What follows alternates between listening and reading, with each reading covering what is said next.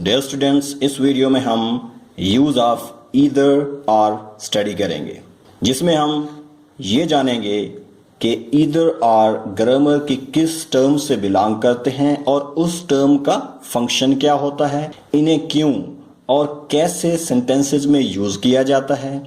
Number 3, और इन्हें sentences में यूज करने के लिए कौन से इंपॉर्टेंट रूल्स को फॉलो करना चाहिए।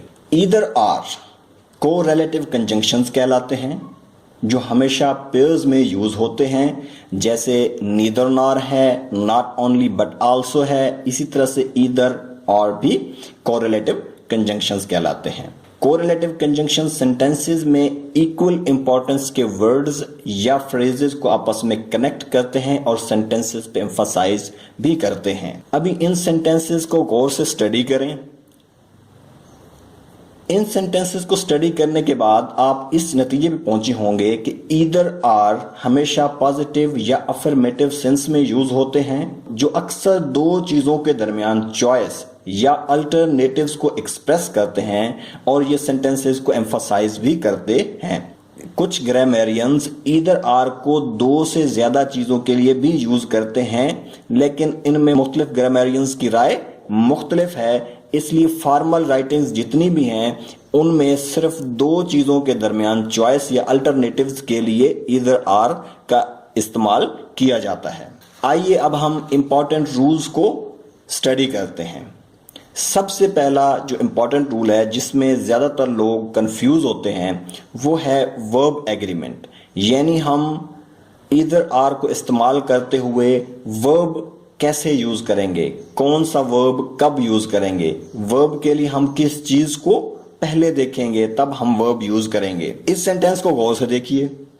ईदर द स्टूडेंट्स और the teacher dash the books. यहां कौन सा वर्ब यूज करें, हैज या हैव।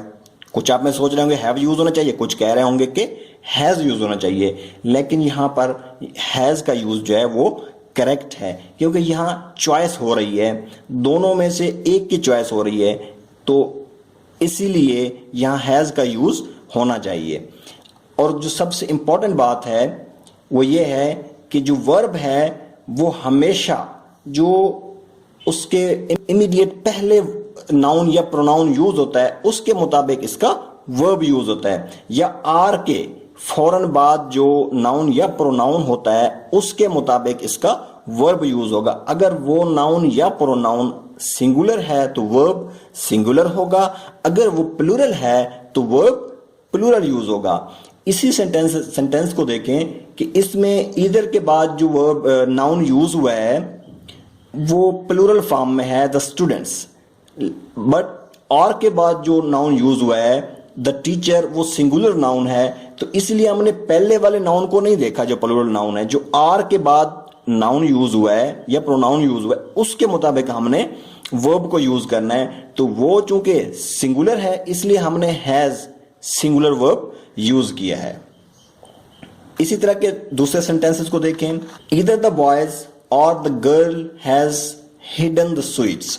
अभी सिमिलर सेंटेंस है, पहले में प्लूरल यूज हुआ है नाउन और के बाद यूज हुआ है सिंगुलर नाउन। तो रूल में क्या है कि आर के जो बाद या जो वर्ब से पहले वाला नाउन है उसके मुताबिक हमने वर्ब को यूज करना है।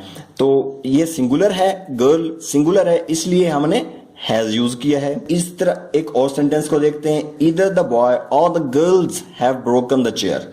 अभी इस सेंटेंस में आप देखें, जो पहले ईदर के बाद नाउन यूज हुआ है वो सिंगुलर है, आर के बाद जो नाउन यूज हुआ है द गर्ल्स, ये प्लूरल फॉर्म में है, तो इसलिए हमने वर्ब यहां हैव यूज किया है जो कि प्लूरल फॉर्म के बाद यूज होता है।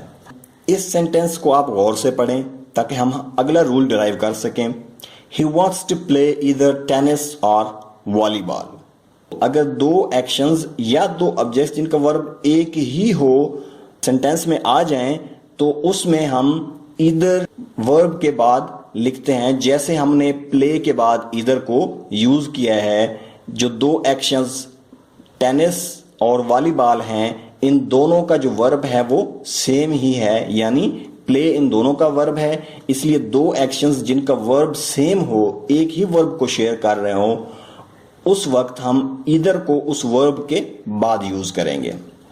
और अगर एक्शंस डिफरेंट हो या जो ऑब्जेक्ट्स हैं उनका वर्ब अलग अलग हो, डिफरेंट वर्ब्स हों, तो जो ईदर है वो वर्ब से पहले यूज होगा। इस सेंटेंस को देखें, आई शैल ईदर कॉल यू और सेंड यू अ मैसेज। तो यहां कॉल यू, कॉल एक वर्ब है यू का, यू ऑब्जेक्ट है इसका। इसी तरह से दूसरे सेंटेंस में देखें, सेंड एक वर्ब है अलग से यू का।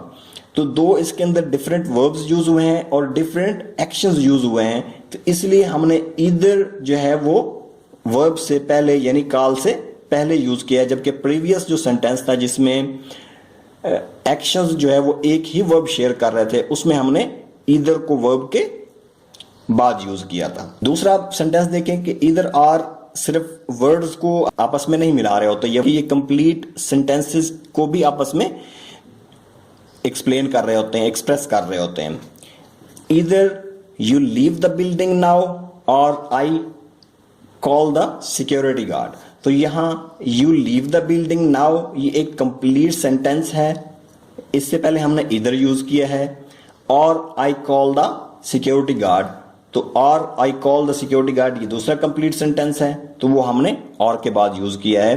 तो यहां वर्ड्स या फ्रेजेस का जिक्र किया गया है, या हम क्लासेस या सेंटेंसेस भी कह सकते हैं कि सेंटेंसेस के लिए भी अल्टरनेटिव्स या चॉइस के लिए हम इधर आर को यूज कर सकते हैं। इस सेंटेंस को आप गौर से देखिए कि हम दो सेंटेंसेस में अल्टरनेटिव्स या चॉइस को बयान करने के लिए इधर आर को कैसे यूज करते हैं। इधर सबसे पहले स्टार्ट ऑफ द सेंटेंस में लिखा जाता है, उसके बाद पहला सेंटेंस लिखा जाता है, जो पहली बात की गई है वो लिखी जाती है, उसके बाद आर यूज होगा, उसके बाद फिर दूसरा सेंटेंस यानी दूसरी बात लिखी जाएगी।